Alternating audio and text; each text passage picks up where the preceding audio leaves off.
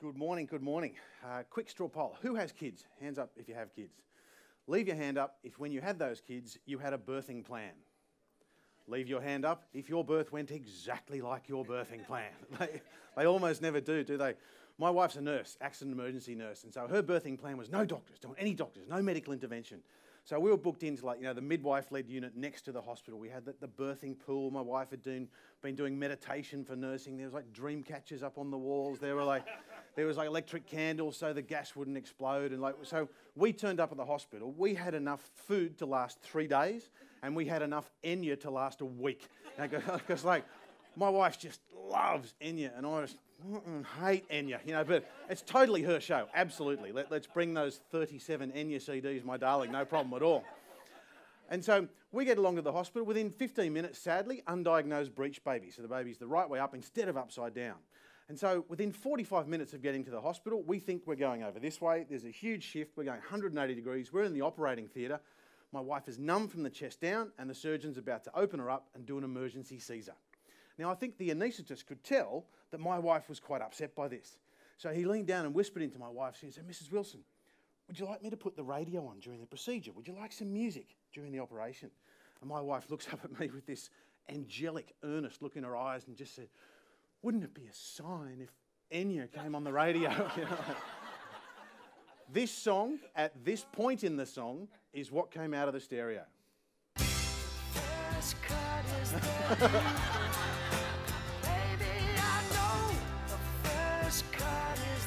Now, we could have exploded into anger. We could have dissolved into tears. But our eyes locked and we chose to laugh. And that dispersed all the tension in the room, and we got on with this wonderful day in our lives.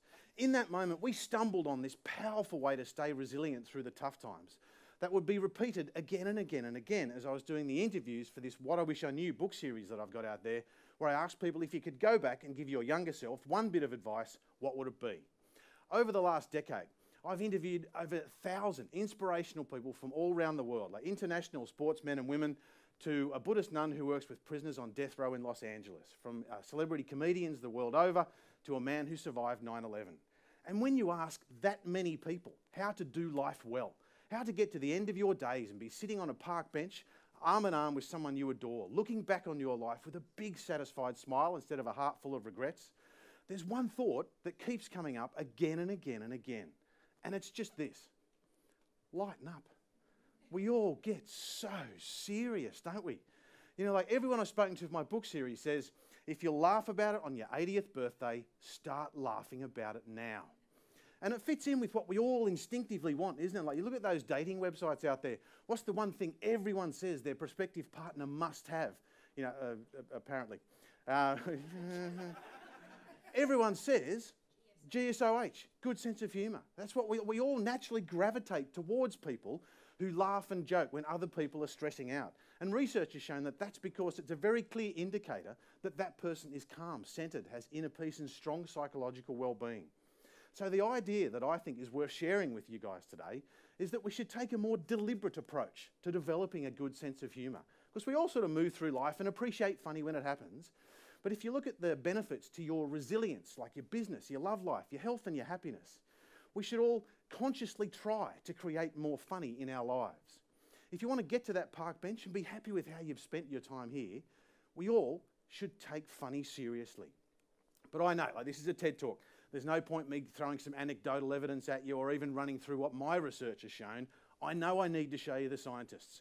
And there they are. Look at that. Oh, look at them. They're working away. Look at that. And then, bang, happier. Look at that. Proof. Oh, look at that. I'm kidding, of course. There's been some wonderful... They've been researching this for about 20 or 30 years. And some of the more recent research has been just wonderful. Having a good sense of humour helps you reappraise threats and reduce stress. When you laugh at your problems, it's like it flicks a switch in the back of your brain and says to your brain, well, I must be bigger than that. I must have control over that. And that increases your personal resilience, helps you get through the tough times and bounce back more quickly. And that facilitates psychological well-being, just develops inner peace and helps you get through life more calmly. And that gives you greater positive affect. That's a psychological term for happier or more cheerful. Now, am I saying that having a few laughs is better than exercise, meditation, gratitude journals, random acts of kindness, All those things that positive psychology have shown us over the years make you more resilient and happier. No, of course not. It's not an instead of. But bringing the attitude of looking to the funny is something you can lay down on top of all those other things. You know, for example, learning meditation can be incredibly frustrating at the start when your mind just wanders again and again and again. But meditation teachers the world over tell you to laugh at that wandering, or at least smile at it kindly and gently bring your brain back to the practice. There's one other study that's had a dramatic effect on my family, and it's this.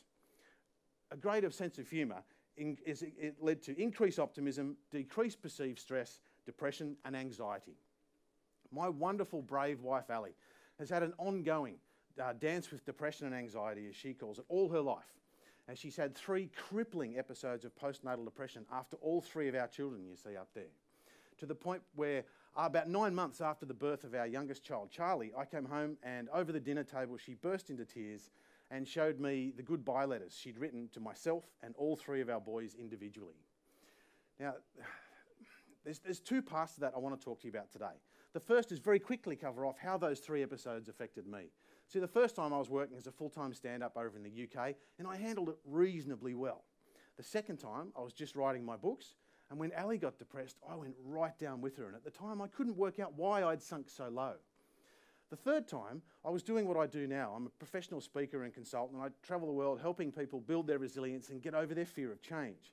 And I remember this one particular after-dinner speech I gave in San Francisco when the crowd laughed along with me for a good solid hour. And I remember this really specific moment in the green room. I know exactly where I was. When I had that real aha moment, you know, that penny dropping moment when you get that flood of chemicals in your brain. And I realised that my job now, just like my job when I was a comedian, is an incredible boost to my happiness and well-being. Partly, I think, just being in a room full of people laughing, which is lovely, but I think more importantly, you're always looking for new material and new stories. So I'm constantly responding to my life, the world, the news, with the question, what's funny about this? What's funny about this? What's funny about this? And that seemed to inoculate me against the effects this devastating depression was having on the woman I loved. More importantly, is how Ali, my wife, navigated her way through this. Now, the night that she showed me the letters, obviously there was some really brutal and heartbreaking conversations and a lot of tears. And eventually I just said, well, look, is there any way I can help? And Ali went really quiet for a little minute and just said, you know, we don't laugh anymore. And we used to be the couple who would go to comedy clubs and watch funny movies, funny TV, and you know, laugh when things went terribly wrong in the operating theatre.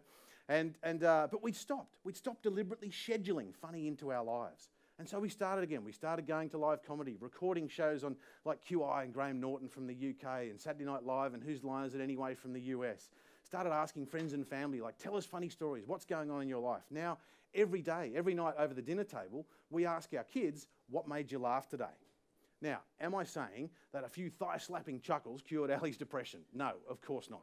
She's done some work with an amazing psychologist. She was on medication for a while. You know, exercise, meditation, sunshine, making sleep a greater priority has had a massive help as well. But the fact remains, Ali truly turned a corner when we started to take funny seriously.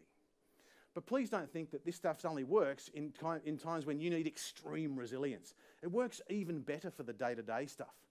As someone who travels the world helping businesses build their people's resilience, I notice again and again and again one of the greatest stressors that people have in modern life, particularly at work, is the increasingly accelerating pace of change. But I say, and the thing I get people to look at, and indeed laugh at, is that whining about change shows a deeply profound misunderstanding of what life is really like.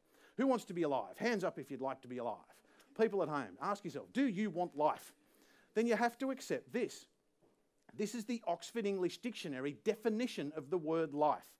The condition that distinguishes animals and plants from inorganic matter, including the capacity for growth, reproduction, functional activity, and continual change preceding death.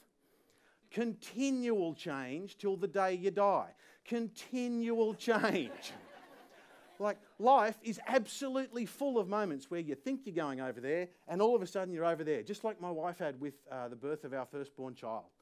The best way to see how your brain is handling that, who gets into a bit of road rage? Be honest. Being in your car is the best metaphor for what life is really like, because you have total control over this tiny little box just around you and nothing else. And those people you're shouting at can't hear you, and don't care about your opinion anyway. This friend of mine used to go absolutely mad for the road rage, absolutely crazy for it. And until he discovered this one anger technique, and I'll talk you guys through it today because it's all about using humour to disperse all the tension. If you're getting stressed in the car, you can go nuts, you can abuse whoever you want, but you have to do it using old Broadway show tunes. And he demonstrated for me about 3 months ago. We're driving along middle of Sydney, for those who know it, Pitt Street, for those who know it, and this guy in a Jeep Grand Cherokee cut us off. You know, those like typical inner city, buys the Jeep Grand Cherokee so they can successfully navigate those treacherous leafy avenues of suburban Mossman. Oh, love it, love it, love it.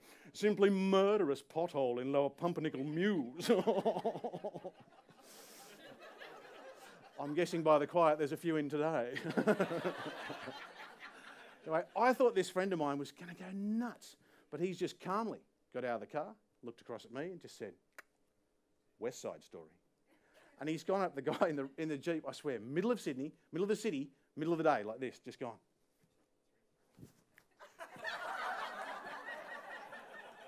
You make me sick in your four-wheel drive, dressed like a dick in your four-wheel drive, Timberland shirt in your four-wheel drive, but don't get no dirt on your four-wheel drive.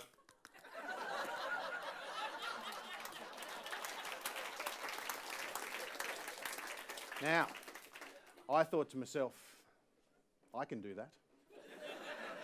Because the guy got out of the car, they both had a big laugh, shook hands, and all the tension was dispersed. I thought, I've got to try that. So I was practicing at home. About 2 weeks later, driving a little boring man's Prius that I've got here, and this guy in another Jeep jammed the brakes on right in front of me. I thought, this mate of mine thought I was going to go absolutely nuts. But I'd been rehearsing. I just calmly got out of the car, looked across at him and just said, Sound of Music. And I start walking up this guy in the Jeep just going, bastards in Bentleys and Leases in Lincolns, biffing and barging right in without thinking, driving like dickheads and cutting in front. Just like old Jeep drivers, you are a huge Tongan who just beat the crap out of me. Everyone I've spoken to for my book series says, look, if you want to get to this point, if you want to get to the point where you're looking back on your life happy and satisfied, you have to remember that time flies past. In the blink of an eye, we go from this to this. And so getting caught up. So stop trying to control that cascade of change that comes towards you all the time. Instead, control what goes on in here and what goes on in here. I love this quote. You cannot calm the storm, so stop trying. What you can do is calm yourself. The storm will pass. And I believe the best, and certainly the most enjoyable in the moment, way to do that is humour. But if you don't believe me, trust Viktor Frankl. Viktor Frankl was the psychologist who survived the Nazi concentration camps in World War II. And in his book, Man's Search for Meaning, he said very eloquently, humour, more than anything else in the human makeup, can afford an aloofness and an ability to rise above any situation, even just for a few seconds. Your resilience is far too important for you to take it too seriously. Love and relationships are too important to take it too seriously. Life is too important to take it seriously. Please, please, take funny seriously. Thank you. Beautiful.